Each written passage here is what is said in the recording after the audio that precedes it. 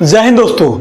तो दोस्तों आज की इस वीडियो में मैं आप सभी को बताऊंगा VBA क्वेश्चंस ऑफ चैप्टर 5 यानी मैथ का जो चैप्टर 5 है, अर्थमेटिक प्रोग्रेशन यानी समानांतर श्रेणी, ठीक है, जिसको हम शॉर्ट फॉर्म में एपी कहते हैं। इसका मैं VBA क्वेश्चंस का वीडियो बनाया हूं।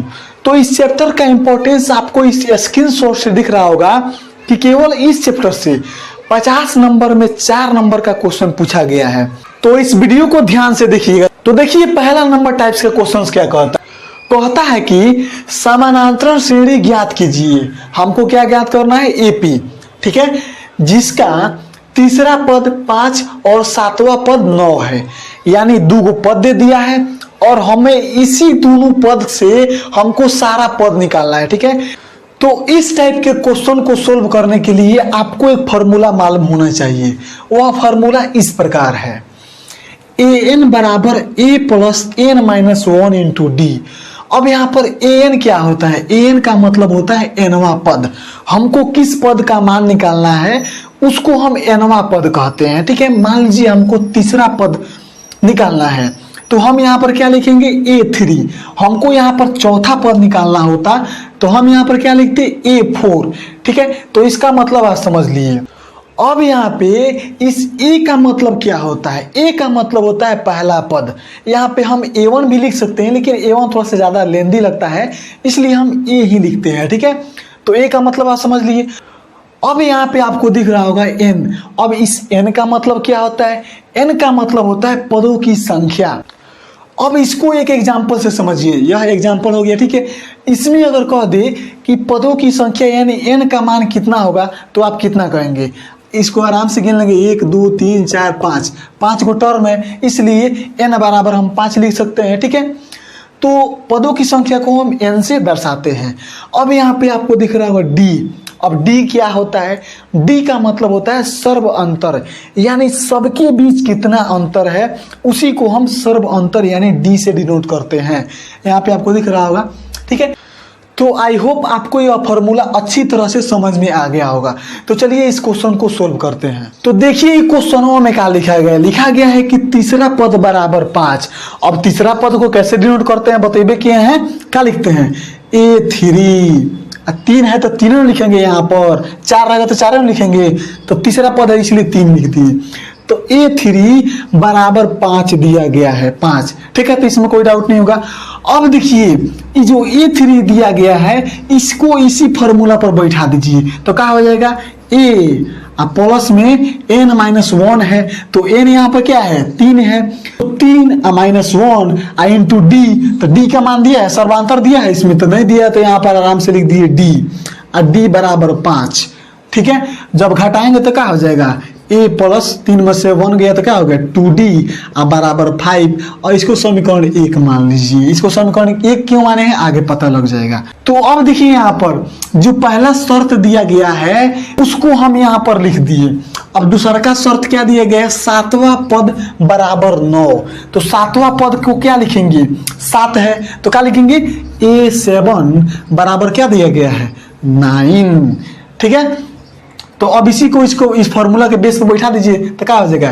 a plus 7 minus 1 into D बराबर 9। इसको क्या करेंगे? इसको घटा देंगे तो क्या हो जाएगा? 6d बराबर 9। और यहाँ पर इसको समीकरण 2 मान लीजिए, ठीक है।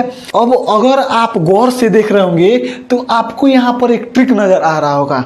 तो ट्रिक क्या है? जब हम यहाँ a3 को विस्तारित रूप से लिख रहे हैं तो क्या आ रहा है? a प्लस 2d आ रहा है। जब यहाँ पर a7 को लिख रहे हैं तो a प्लस 6d आ रहा है। यानी कहने का मतलब क्या हुआ? जिस भी टर्म को हमें व्यापक रूप में लिखना है यानी इस फॉर्म में लिखना है तो क्या करेंगे?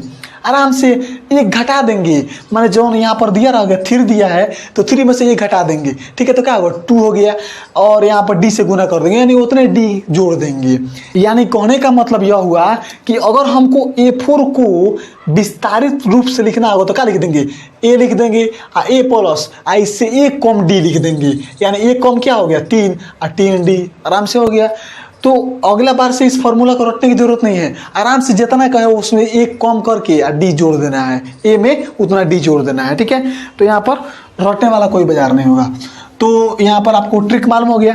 अब देखिए अब इसके बाद यहाँ पे इन दोनों इक्वेशनों को घटा देंगे। तो देखिए कैसे घटाते हैं। यहाँ पे क्या दिया गया है, ए प्लस 2d बराबर कितना है 5 है, ठीक है। और यहाँ पे क्या है, ए प्लस 6d बराबर 9। अब यहाँ पर जब हम घटाएंगे, घटाने का मतलब क्या है, चिन्ह चेंज कर दीजिए, यहाँ प्लस है तो माइनस माइनस कर देंगे। तो देखिए यहाँ पर ये ऊपर वाला ए प्लस में है और नीचे वाला ए माइनस में है, तो क्या हो गया, आराम से कैंसिल हो गया, ठीक है।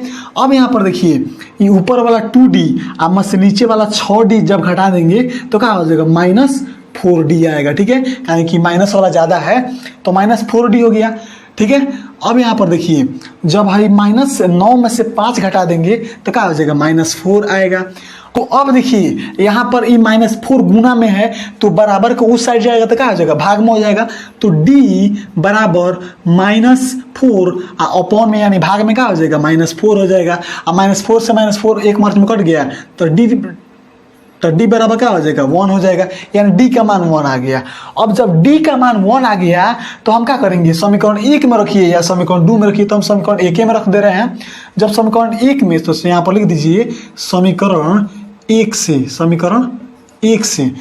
तो जब हम समीकरण 1 में d का मान रखेंगे क्या हो जाएगा, a प्लस 2 और d की जगह पर क्या लिख देंगे, यहाँ पर 1 लिख देंगे। बराबर में क्या है, यहाँ पर 5 है, तो a बराबर क्या हो गया 5, आई 2 जाएगा उधर तो माइनस में हो जाएगा, तो a बराबर 3 हो गया। तो अब जब आपको a और d का मान निकल गया तो AP निकालना कौन भारी बात है। देखिए यहाँ पर पहले का टर्म यानी a1 बराबर क्या होता है, a1 लिखिए चाहे a लिखिए तो बराबर है, तो a बराबर क्या है 3, तो पहले का टर्म निकल गया। दूसरा का टर्म निकालना है यानी a2, तो a2 का फॉर्मूला क्या हो जाएगा, a प्लस में क्या लिखेंगे, a से एक छोट d लिख देंगे, ठीक है। यानी इससे छोटा संख्या क्या होता है, 1 होता है, तो 1d, तो 1d थोड़ा लिखेंगे, आराम से यहाँ पर d लिख देंगे, तो a प्लस d हो गया। तो a यहाँ पर 3 है और d यहाँ पर 1 है, तो यहाँ पर +1 करेंगे तो क्या हो जाएगा 4, दूसरा को पद निकल गया। अब यहाँ पे a3, अब a3 मालूम हो रही है, तीसरा पद क्या है 5, तो यहाँ पर आराम से 5 लिख दीजिए। अब a4, अब a4 के निकालने के लिए क्या करेंगे, आप प्लस क्या करेंगे, 4 से 1 कम, 4 से 1 कम क्या होता है 3, तो यहाँ पर 3d। तो देखिए यहाँ पर a कितना है 3 प्लस 3d, तो d का मान कितना है 1, तो 3 में 1 से गुना कर देंगे तो क्या हो जाएगा 3, तो यहाँ पर 3 लिख दीजिए और जब जोड़ेंगे तो 6 आ गया। तो 4 को पद निकाल दिए। अब आराम से AP नहीं लिख दीजिएगा, AP लिखने के लिए क्या करेंगे, अतः यहाँ पर लिख दीजिएगा, अतः AP बराबर क्या है, पहला पद क्या है 3, दूसरा पद 4, तीसरा पद 5, चौथा पद 6, ऐसे ही करते करते ये जो सीक्वेंस हो गया यही AP हो गया, ठीक है। तो अगर आप पहला नंबर टाइप्स के क्वेश्चंस को अच्छा तरीके से समझ लिए हैं तो भैया यह क्वेश्चंस एकदम हलवा है, उससे भी इजी है। उसमें तो मैंने AP निकालना था यानी 4-5 को पद निकालना था, इसमें मात्र एक ही को पद निकालना है, उसका 31वां पद निकालना है। और दिया क्या है, दिया क्या 11वां पद दे दिया है यहाँ पर और 16वां पद दे दिया है, तो इन दोनों पदों के माध्यम से आप A और D का मान नहीं निकाल लेंगे, और A और D का मान आ गया तो भाई इसका मान निकालना एकदम सिंपल है। तो इस क्वेश्चन का आंसर जो भी सबसे पहले बताएगा, भाई लोग इसलिए नहीं बोल रहे हो कि ससुरा सब गधा है, हम भाई लोग इसलिए बोल रहे थे कि सबसे पहले कमेंट लड़का का ही आएगा, सबसे पहले कमेंट लड़की का आया, दूसरा का भी कमेंट लड़की का आया। इसलिए कहते हैं कि लड़कियां खाली टॉप का करती है, लड़का का टॉप करता है बोर्ड में, यह नु कारण है। आप और खूब समझ लेगा, हट समझ लिए पूरा। अब बनाएगा कौन, हम बनाएंगे आके, हैं बना कर इसका आंसर बता देना है, ठीक है। कमेंट में जो भी बताएगा उसका कमेंट पिन होगा। और आपका वो बहाना है ना कि भैया फिक्स टाइम पर वीडियो अपलोड कीजिए, हाँ वो फिक्स टाइम पर वीडियो अपलोड होगा, हमेशा 7 से 8 के बीच रात में वीडियो अपलोड होगा। आप लोग उस समय मोबाइल लेकर रखिएगा और वहाँ पर देखिएगा, ठीक है। तो इसका आंसर हमको कमेंट में चाहिए ही चाहिए।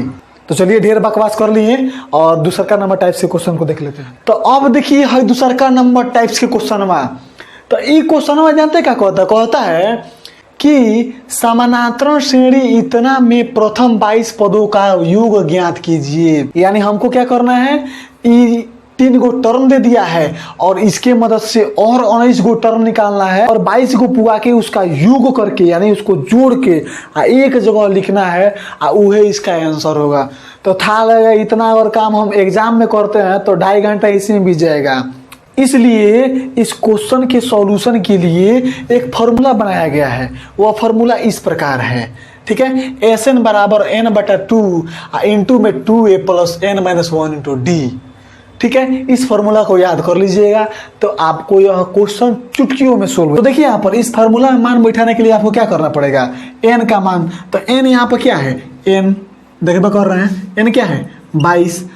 उसके बाद a, अब a कौन नहीं बताएगा भाई, इसमें a क्या है 8, ठीक है, पहले का पद को a कहते हैं तो 8 हो गया।